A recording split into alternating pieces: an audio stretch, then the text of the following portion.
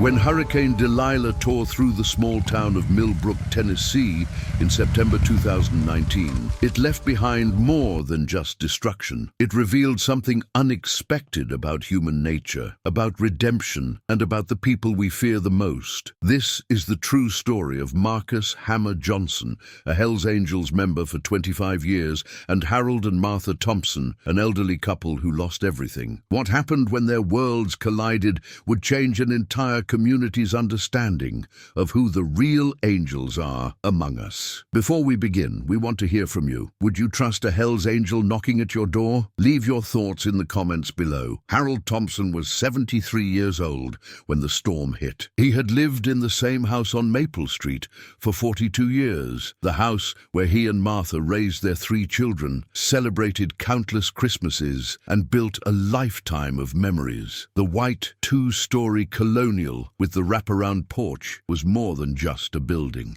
It was the physical manifestation of every sacrifice, every hour of overtime, every dream they had worked to achieve. Martha, at 70 years old, still tended to her rose garden every morning. She was known throughout Millbrook for her prize-winning roses and her kindness to neighbors. The Thompsons were the kind of people who never missed church on Sunday, who brought casseroles to families in need, and who always had a smile and a wave for everyone passing by. But Hurricane Delilah showed no mercy to good people. The winds reached 130 miles per hour. The rain came down so hard it sounded like thousands of hammers pounding against the windows. Harold and Martha huddled in their basement for 6 terrifying hours, listening to their home being torn apart above them. When the storm finally passed and they climbed the stairs, what they saw broke their hearts completely. The roof was gone, not damaged, gone. The second floor was exposed to the sky,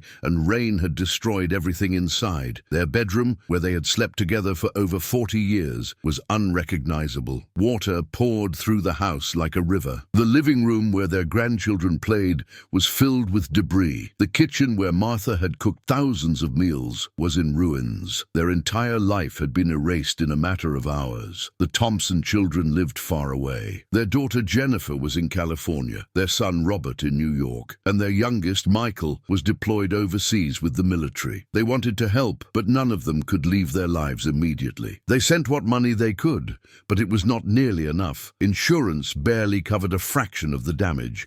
The Federal Emergency Management Agency promised assistance, but the bureaucracy moved slowly while the Thompsons needed help now. So Harold did what he had always done. He picked up a hammer and started working.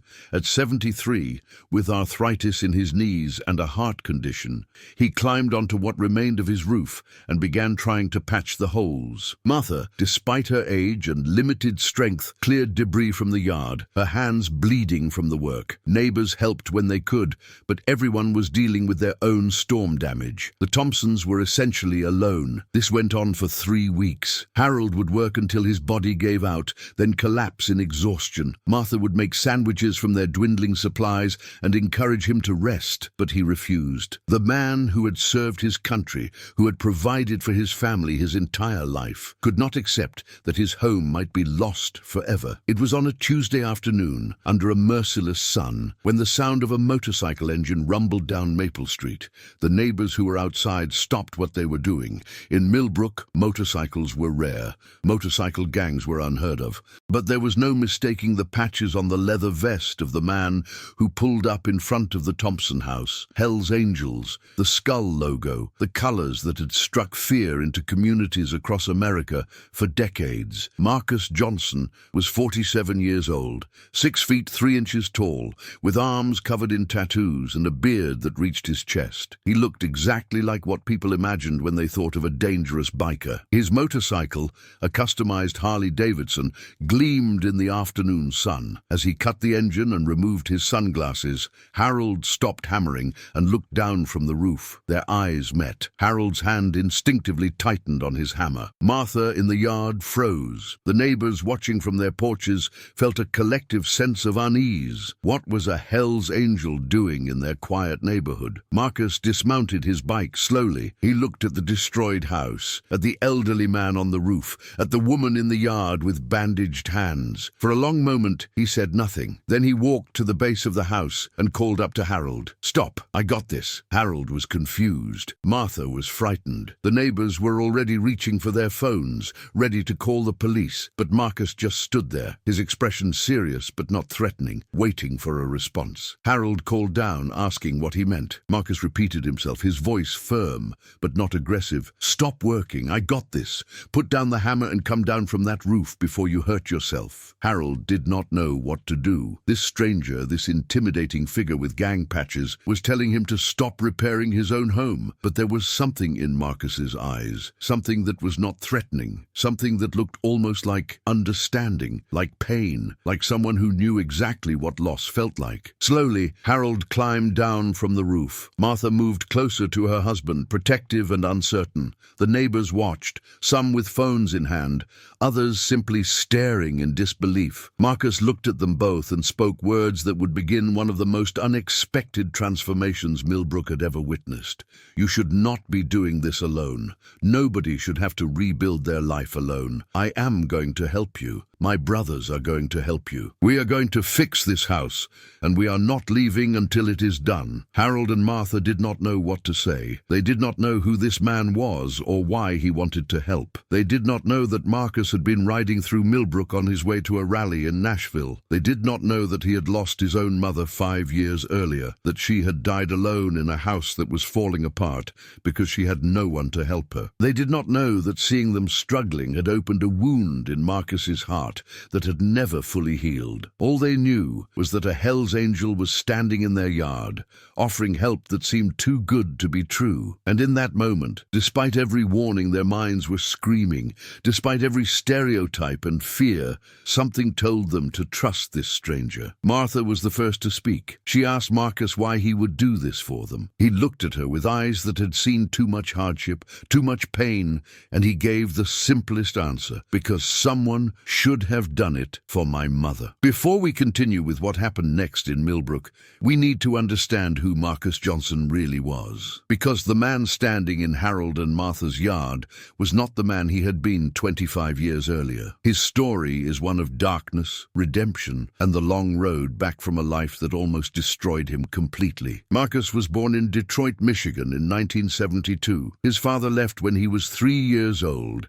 His mother, Linda Johnson, worked 3 jobs to keep food on the table and a roof over their heads. Marcus grew up in one of the roughest neighborhoods in the city, where violence was common and opportunities were scarce. By the time he was 14, he was already running with a street gang. By 16, he had dropped out of school. By 18, he had been arrested twice for assault and theft. Linda tried everything to save her son. She begged him to stay in school. She worked with counselors and social workers. She cried, she yelled, she prayed. But Marcus was angry at the world, angry at his absent father, angry at the poverty that defined his life. He pushed his mother away, telling her he did not need her help, that he could take care of himself. At 21, Marcus was sent to prison for armed robbery. He served 4 years. When he was released, his mother was there waiting for him, despite everything he had put her through. She hugged him and told him she loved him, and that she would always believe he could be better. Marcus pushed her away again. He told her he did not want her pity, that prison had not changed him,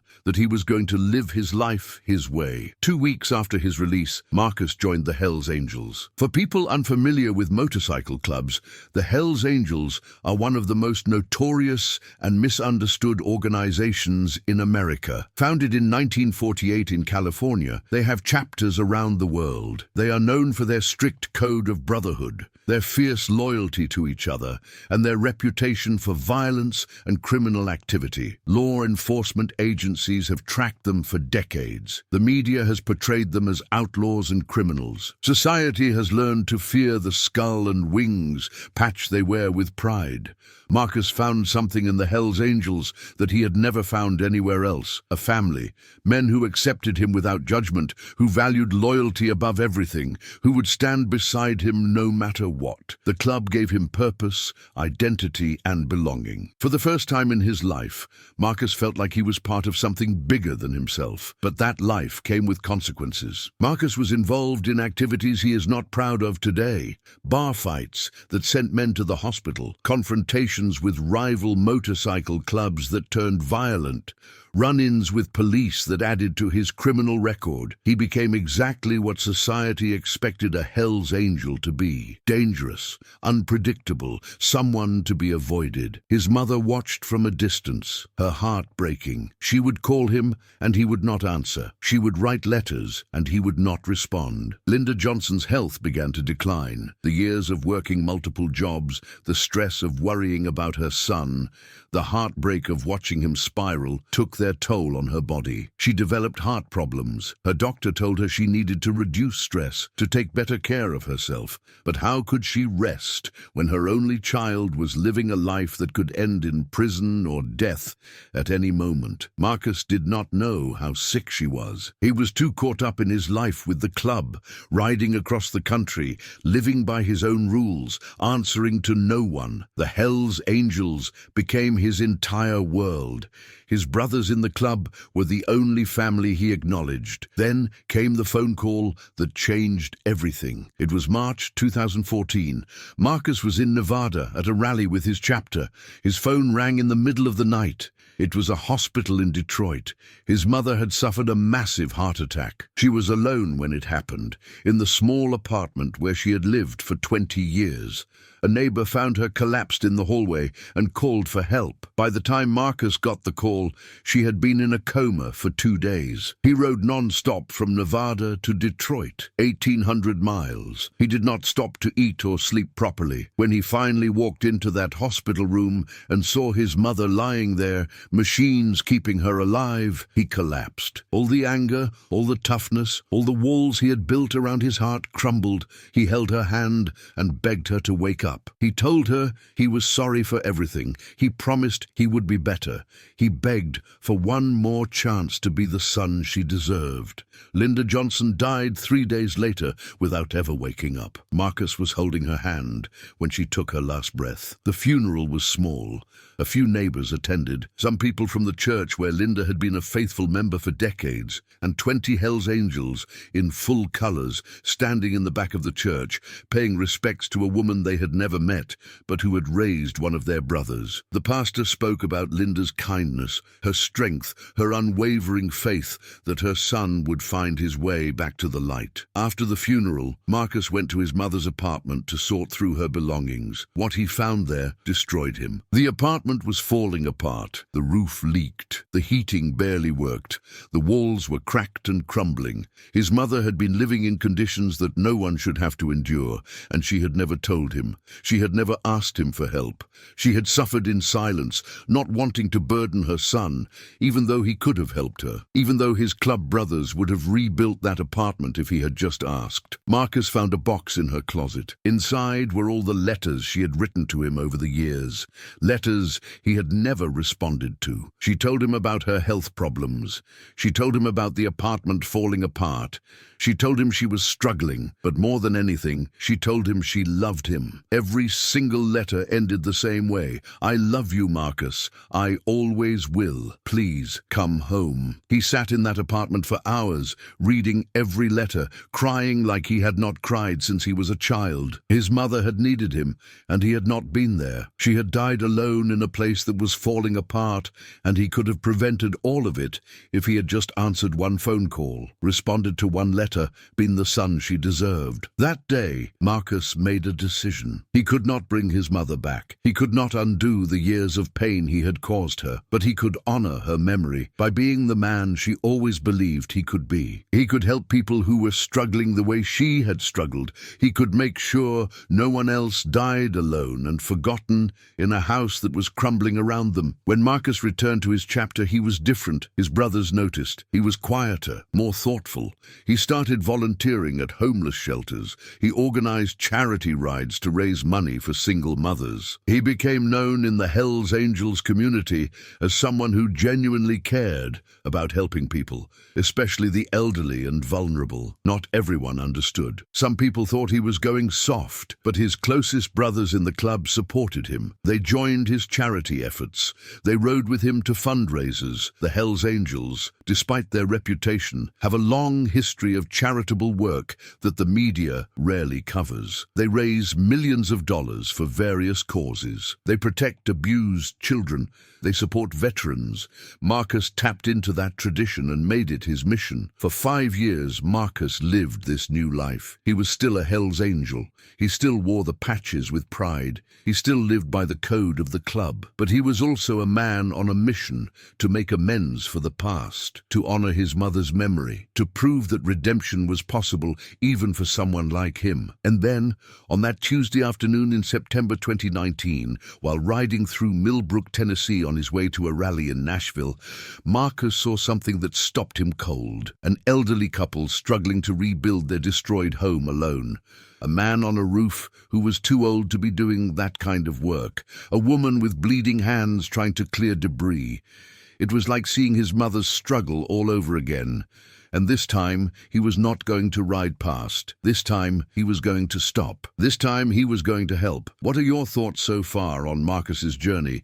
Do you believe people can truly change, or is the past too powerful to escape? Share your opinion in the comments. We want to know what you think about second chances and redemption. Harold and Martha Thompson did not sleep much that night after Marcus's offer. They sat at their kitchen table, or what was left of it, discussing what to do. Martha was scared. She had heard stories about motorcycle gangs her entire life, stories of violence, drugs, and criminal activity. Harold was more pragmatic. He looked at his wife's bandaged hands, felt the pain in his own arthritic knees, and realized they had no other options.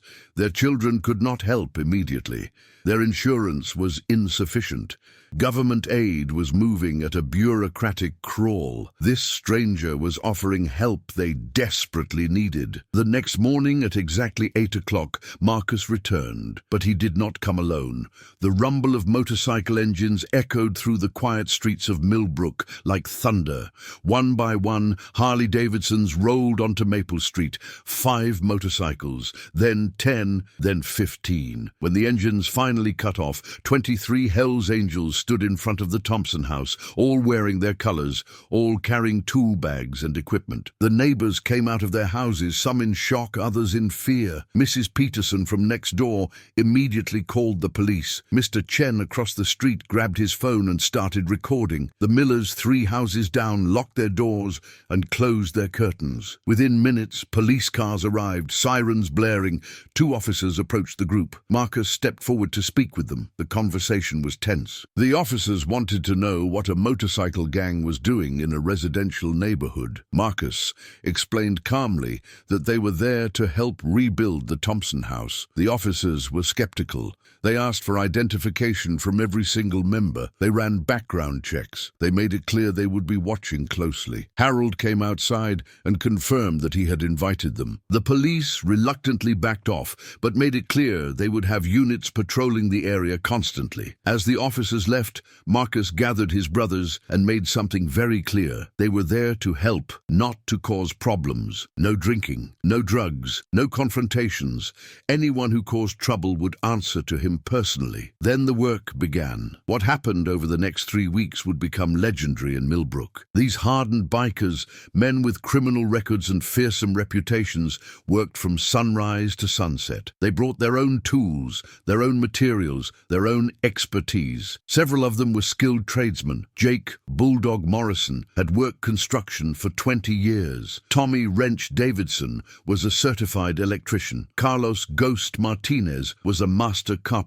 They rebuilt the roof completely. They replaced damaged walls. They restored the plumbing. They rewired the electrical system. They worked with precision and care, treating the Thompson house like it was their own, and they refused to accept any payment. Every time Harold or Martha tried to offer money, Marcus would shake his head and say the same thing. This is not about money. This is about doing what is right. the transformation was not just physical. As the days passed, something unexpected happened. The neighbors who had been terrified at first began to soften. Mrs. Peterson, who had called the police that first morning, brought out lemonade on the third day. The bikers thanked her politely. Mr. Chen, who had been recording everything, started asking questions about motorcycles. The Millers eventually came outside and offered to help with the yard work. Martha cooked for the bikers every day. She made sandwiches, baked cookies, prepared huge pots of coffee.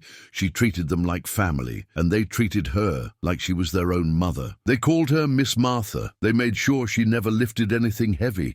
They listened to her stories about raising her children and grandchildren. Some of them shared their own stories, their own struggles, their own regrets. Harold and Marcus developed a particular bond.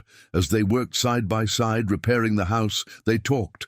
Harold learned that Marcus was not a monster. He was a man who had made mistakes, who had suffered loss, who was trying to be better. Marcus learned that Harold was a veteran, that he had served in Vietnam, that he understood what it meant to be judged unfairly based on appearances. One evening, as the sun set over Millbrook, Harold asked Marcus why he really did this. Marcus stopped working and looked at the house they were rebuilding. He told Harold about his mother, about how she died alone in an apartment that was falling apart, about the letters he never answered, about the guilt that haunted him every single day. He told Harold that every time he helped someone, he felt like he was making up for not being there when his mother needed him most. Harold put his hand on Marcus's shoulder. He told him that his mother would be proud of the man he had become. That redemption is not about erasing the past, but about choosing to be better in the present. Marcus, this tough biker who had faced down rival gangs and survived prison, broke down and cried. Harold held him while he sobbed. This elderly veteran comforting a Hell's Angel like he was his own son. But not everyone in Millbrook was warming up to the bikers. The city council held an emergency meeting. Some members wanted the Hell's Angels removed from the neighborhood immediately. They cited safety concerns, property values, and the reputation of the town. The mayor, a cautious man named Robert Jameson, was caught in the middle. He understood the concerns, but he also saw what was happening. The Thompson house was being rebuilt by volunteers. No laws were being broken. No crimes were being committed. The local newspaper ran a story. The headline read, "Hell's Angels Invade Millbrook." The article was sensationalized, focusing on the gang's criminal history rather than their charitable work. Television news crews showed up. Reporters interviewed nervous neighbors and filmed the bikers working. The coverage was almost entirely negative, playing into every stereotype and fear about motorcycle gangs. Marcus and his brothers ignored the media. They kept working. Every day, they arrived at 8 and worked until dark. The house slowly came back to life. The roof was secured, the walls were rebuilt, the rooms were restored. It looked better than it had before the storm. Then something happened that would change everything. On the 18th day of the reconstruction, Harold was working in what used to be his study. He was sorting through water-damaged boxes, trying to salvage what he could. He found an old photo album that had somehow survived. As he flipped through the pages, he stopped at one particular photo. It was from 1969, during his time in Vietnam. He was standing with his platoon. One young soldier in particular caught his attention, a kid who could not have been more than 19 years old. Harold remembered that kid. His name was David Martinez. He was from Los Angeles, scared and homesick. Harold had taken him under his wing, taught him how to survive, kept him alive during some of the worst fighting of the war. On one mission, their unit was ambushed. David was pinned down, wounded, certain he was going to die. Harold ran through enemy fire and dragged him to safety. He saved David's life. Harold had lost touch with David after the war. That was common. Soldiers came home and tried to forget.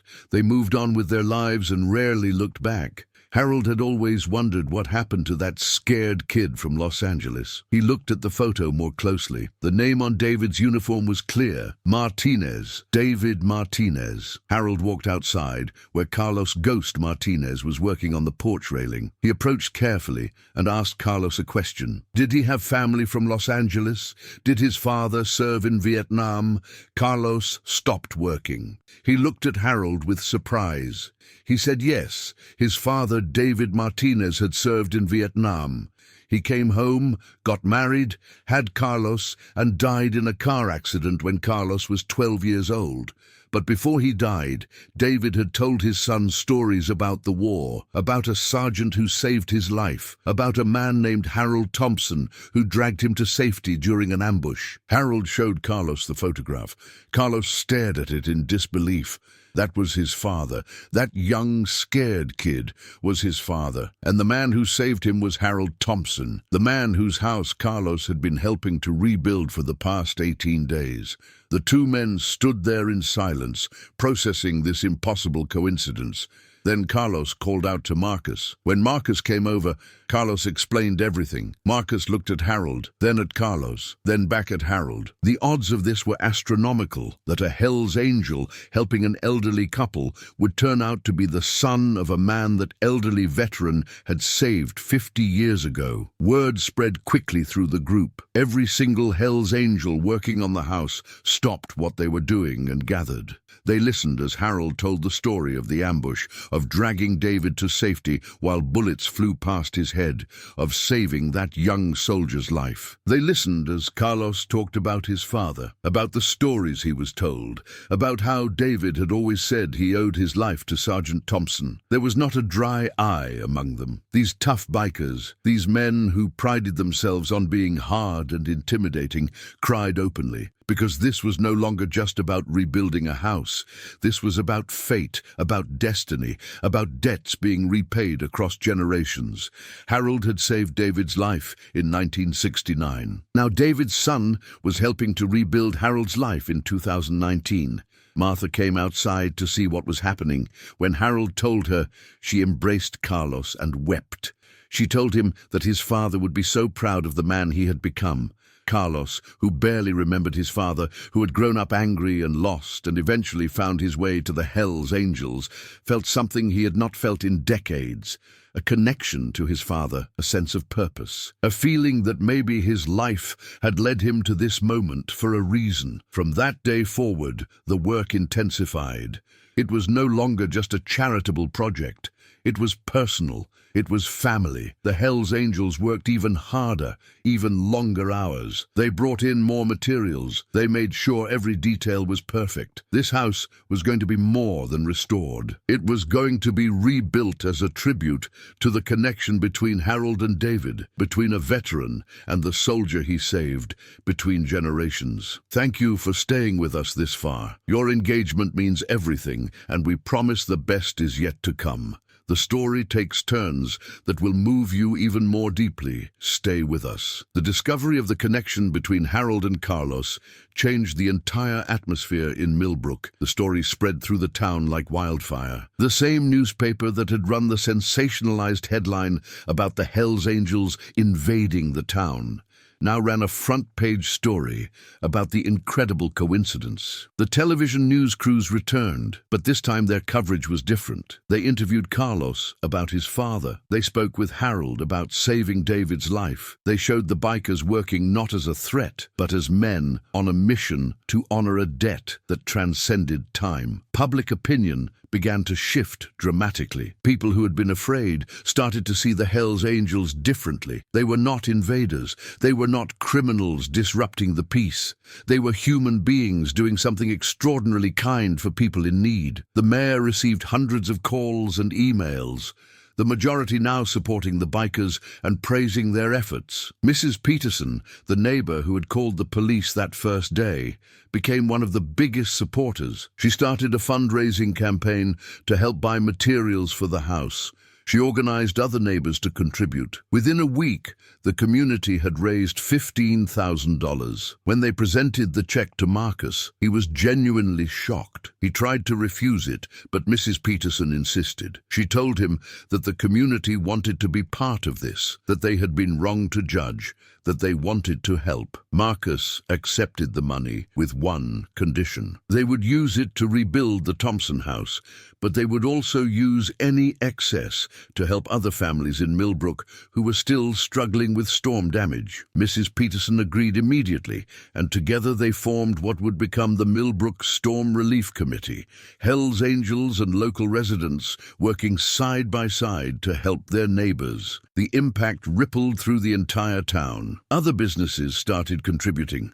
The local hardware store donated materials. Restaurants brought food for the workers. The church organized volunteer days where congregation members joined the Hells Angels in rebuilding efforts. It was unprecedented. Millbrook had never seen anything like it, but the transformation was not just happening in the town. It was happening within the individuals themselves. The Hells Angels were experiencing something many of them had never felt before: acceptance, respect, gratitude. For years, they had been outcasts, feared and avoided wherever they went.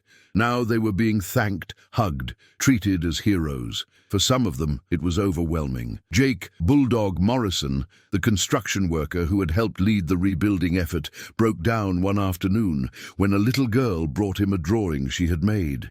It showed a motorcycle with angel wings and the words, "Thank you for helping my grandma's neighbors." Jake had spent 15 years in and out of prison. He had been rejected by his own family. This child's simple gesture of appreciation moved him more than anything in his life. Tommy Wrench Davidson, the electrician, started mentoring teenagers in the town who were interested in learning a trade. He taught them basic electrical work, shared his own story of how learning a skill had given him purpose, and encouraged them to find legal ways to build their futures. Several local parents approached him afterward, thanking him for being a positive influence on their children. Marcus watched all of this unfold with a mixture of pride and emotion. This was what he had envisioned when he made the decision to honor his mother's memory. This was proof that the Hells Angels could be a force for good in the world, that they could break the stereotypes, that they could earn respect not through fear, but through genuine contribution to society. Harold and Martha became surrogate parents to the entire group.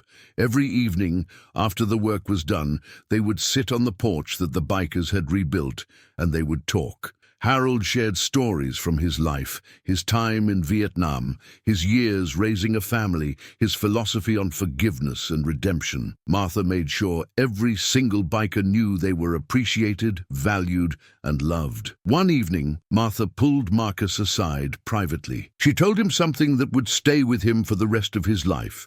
She said that when she first saw him standing in their yard, she had been terrified. She had seen the patches, the tattoos, the intimidating appearance, and she had assumed the worst. But over the past weeks, she had learned that appearances mean nothing, that the measure of a person is in their actions, their kindness, their willingness to help others. She told Marcus that he and his brothers had restored not just their house, but their faith in humanity, that they had shown her that angels come in many forms, and sometimes they arrive on motorcycles wearing leather and patches. Marcus hugged Martha and cried. He told her that his mother would have loved her, that in many ways Martha reminded him of the woman who had raised him, who had never stopped believing he could be better. Martha told him that his mother was surely watching from heaven, proud beyond measure of the man her son had become. As the house neared completion, discussions began about what would happen next. The Hells Angels had to return to their regular lives eventually.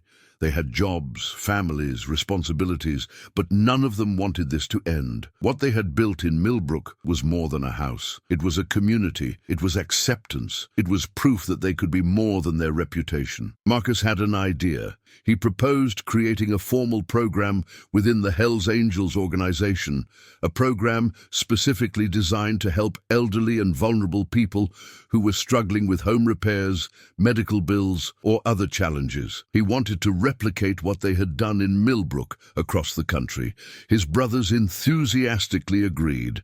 They called it the Guardian Angels program. The name was intentional. They were taking the word angels from their club name and giving it real meaning.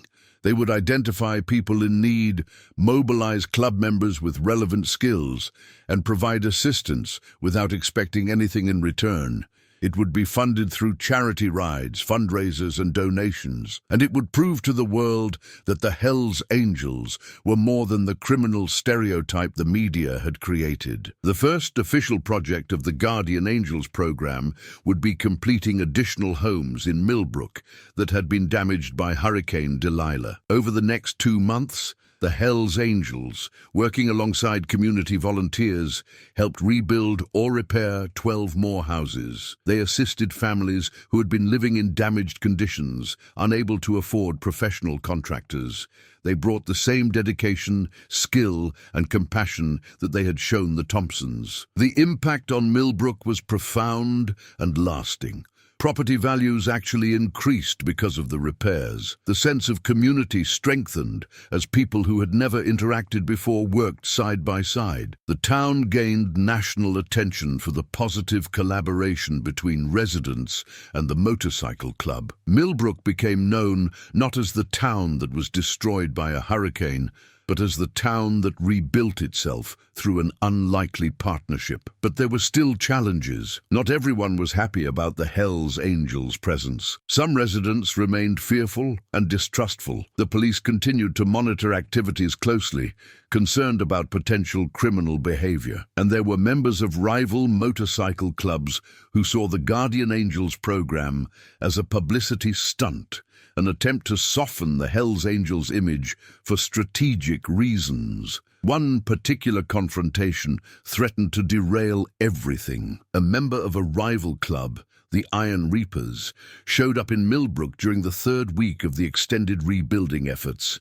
His name was Vic Crusher Romano, and he had a long-standing grudge against Marcus stemming from a territorial dispute years earlier. Crusher rode into town with 5 other Reapers, clearly looking for trouble. They found Marcus working on a house on Oak Street. The confrontation was tense. Crusher mocked Marcus publicly, calling him soft, accusing him of betraying what it meant to be a real biker. He challenged Marcus to prove he was still the same man, to fight like they used to in the old days. The situation could have exploded into violence that would have destroyed everything Marcus and his brothers had built in Millbrook. But Marcus did something unexpected. He did not rise to the challenge. He did not respond with violence or threats. Instead, he invited Crusher to help. He showed him the house they were rebuilding, introduced him to the elderly woman who lived there, explained what they were doing and why. He told Crusher that real strength was not in fighting, but in building. That real loyalty was not just to your club, but to your community. That real respect was earned through actions that helped others, not hurt them. Crusher was taken aback. He had come looking for a fight and found something completely different. He looked at the work being done, at the grateful residents, at the Hells Angels working alongside regular citizens. For a moment, his tough exterior cracked. Then he and his Reapers left without causing trouble. As they rode away, Crusher turned back one last time. There was something in his expression that Marcus recognized, curiosity, maybe even respect. 2 weeks later, Crusher returned to Millbrook. This time, he came alone and unarmed. He found Marcus and asked if he could help with the rebuilding. Marcus welcomed him without hesitation. Crusher worked alongside the Hells Angels for 3 days. He did not say much, but he worked hard. On the 3rd evening, as they finished for the day, Crusher approached Marcus privately. He told him that he had been wrong, that what Marcus was doing was not weakness, but courage, that it took more strength to change than to stay the same. He asked if the Guardian Angels program would accept members from other clubs. Marcus said absolutely. That moment represented something bigger than just 2 rivals making peace. It represented the possibility that the entire motorcycle club culture could evolve, that these groups, which had spent decades fighting each other and clashing with society, could find common ground in helping others. It would not be easy. There would be resistance. But Marcus had proven it was possible. 3 weeks and 2 days after Marcus first pulled up to the Thompson house, the work was complete. The house looked magnificent, better than it had before the storm. Every detail had been attended to with care. The roof was solid, the walls were straight and strong. The electrical and plumbing systems were updated to modern standards. The porch was rebuilt with sturdy railings. Even Martha's rose garden had been restored, with new bushes planted by the bikers who had learned she loved roses. The town of Millbrook organized a celebration. It was not planned as a major event, just a small gathering to thank the Hells Angels for their work. But word spread, and what started as a small thank you became something much larger. Over 500 people showed up. Residents from all over the county came to see the house and meet the bikers who had rebuilt it. Local television stations covered the event. Even the governor of Tennessee sent a letter of commendation. Harold and Martha stood on their new porch, surrounded by the Hells Angels, who had become like family. Harold gave a speech that moved everyone to tears. He talked about judgment and forgiveness, about how we often fear what we do not understand, about how the men standing beside him had shown him the true meaning of brotherhood and selflessness. He ended by saying that if these are Hell's Angels, then heaven must be an amazing place. The crowd erupted in applause. Martha could not speak because she was crying too hard. She just hugged Marcus and whispered thank you over and over. Marcus, fighting his own tears, told her that she and Harold had given him and his brothers something far more valuable than they had given in return. They had given them acceptance, respect, and proof that they could be more than their past. The mayor of Millbrook, Robert Jameson, made an announcement that surprised everyone. He declared that the third Saturday of every September would be recognized as Guardian Angels Day in Millbrook. A day to honor not just the Hells Angels who had helped rebuild the town, but anyone who helps others in need. He presented Marcus with a key to the city, an honor that had only been given a handful of times in Millbrook's history. A Hells Angel receiving a key to the city was unprecedented. But the most emotional moment came when Carlos "Ghost" Martinez stood up to speak. He talked about his father, David Martinez, the young soldier who had been saved by Harold Thompson in Vietnam. He talked about growing up without his father, about the anger and loss that had led him to the Hells Angels, about how he had been searching his entire life for purpose and meaning. He said that working on this house, discovering the connection between Harold and his father, had given him something he never thought he would find: a sense of closure. A feeling that his father's legacy lived on, a belief that maybe his father had guided him to this place, to this moment, to repay the debt that had allowed Carlos to exist. Harold embraced Carlos like a son. The two men stood there holding each other, connected across generations by an act of heroism 50 years earlier. The crowd watched in respectful silence, understanding they were witnessing something sacred. The debt had been repaid. The circle was complete. As the celebration continued, Marcus reflected on the journey that had brought him to this moment. 5 years earlier, he had sat in his mother's apartment reading letters she had written to a son who never responded. He had made a promise to honor her memory by helping others. He had no idea then that keeping that promise would lead to this, that it would transform not just his own life, but the lives of his brothers, an entire community, and potentially the future of motorcycle clubs across the country. The Guardian Angels program officially launched 1 month after the Millbrook celebration. Within the first year, Hells Angels chapters in 15 states had established similar programs. They helped hundreds of families.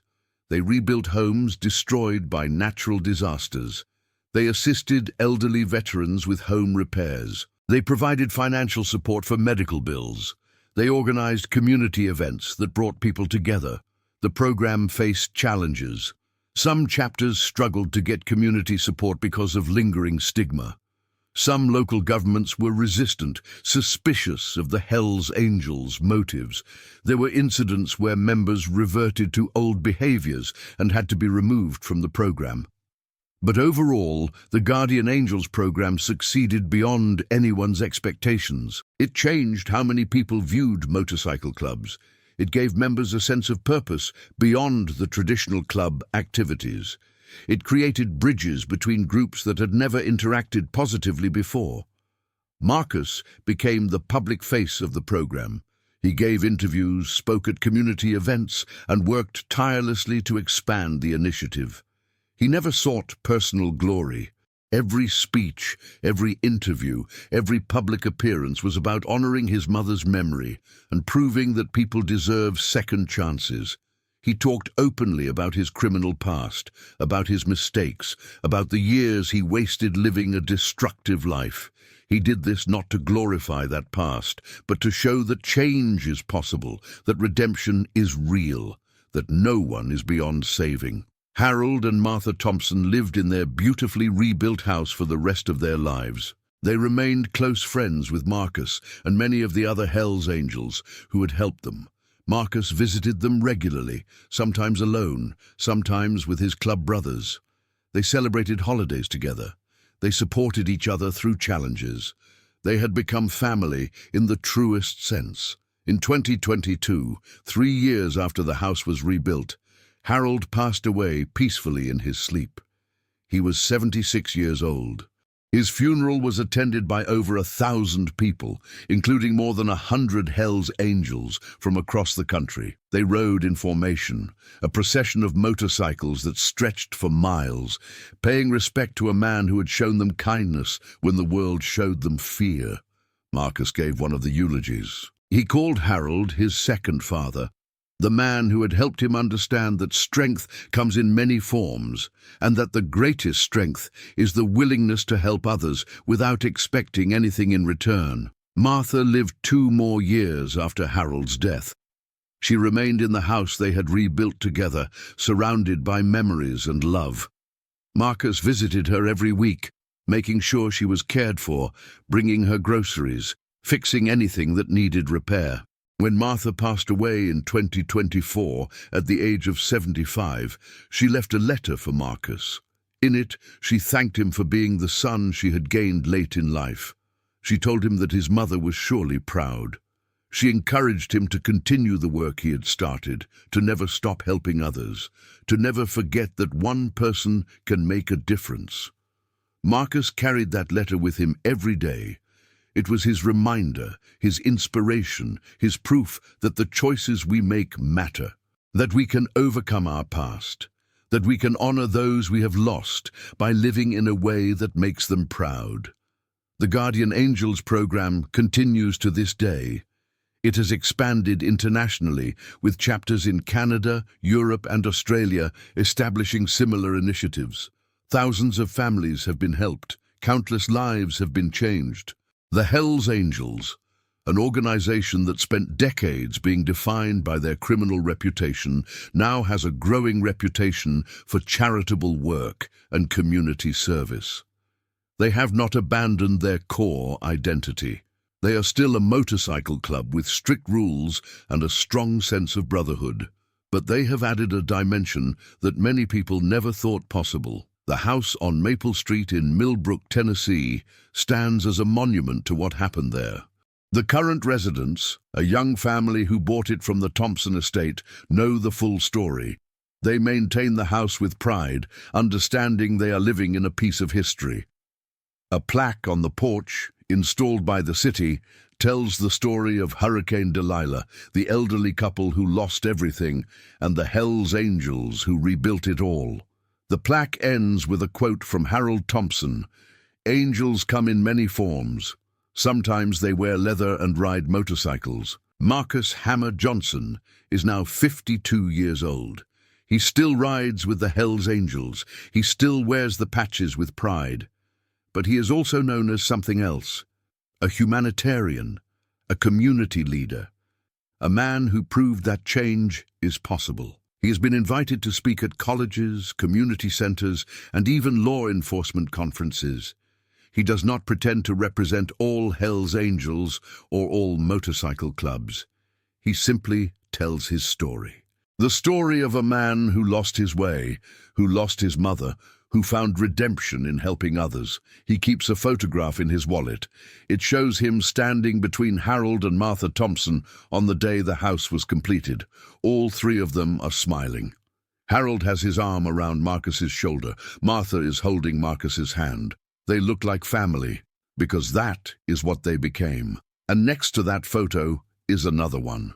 His mother, Linda Johnson, smiling at the camera, taken years before she got sick. Marcus looks at both photos every day. They remind him why he does what he does, why he will continue doing it for the rest of his life. The story of the Hells Angels biker who saw an old couple rebuilding after the storm and said, "Stop, I got this," is more than just a story about rebuilding a house. It is a story about rebuilding lives, about breaking down barriers, about proving that humanity exists in unexpected places, about showing that redemption is possible for anyone willing to do the work, about demonstrating that one moment of kindness can ripple outward and change everything. This is the true story of Marcus Johnson, Harold and Martha Thompson, and the Hells Angels, who rebuilt more than just a house in Millbrook, Tennessee. It is a story that challenges our assumptions, breaks our stereotypes, and reminds us that we are all capable of more than our worst moments define. Now we want to hear from you. What do you think about this story? Do the Hells Angels deserve a second chance in the eyes of society? Would you have trusted Marcus when he first appeared at your door? How do we balance someone's past with their present actions? Share your thoughts in the comments below. We read every single one, and we genuinely want to know your perspective. If this story touched your heart, please subscribe to our channel and click the notification bell so you never miss our videos. We bring you real stories about real people who inspire, challenge, and move us. Stories that matter, stories that make you think. And before you go, click on the next recommended video. We have more incredible true stories waiting for you. Stories about courage, transformation, and the unexpected ways people change the world. Thank you for watching.